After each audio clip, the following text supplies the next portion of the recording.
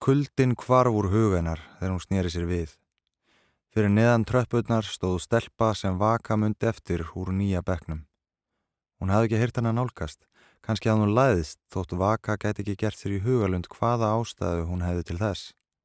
Það var ekki eins og hún biti eða þær væru óvinkonur. Þær þekktust ekki neitt þótt Vaka myndi vel eftir henni. Það var ekki annað hægt. Það vantaði nefnilega 2 fingur á aðra höndina á henni, litla putta og baugfingur.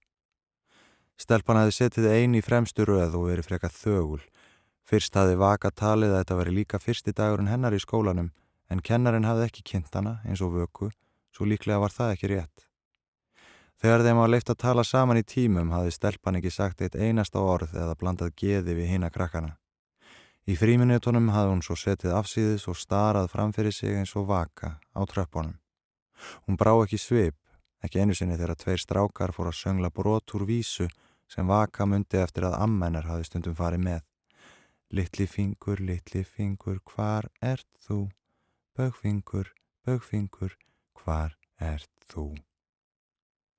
Vöku þótti þetta ótrúlega ljótt, en ekkert hinna barnanna virtist kippa sér upp við það.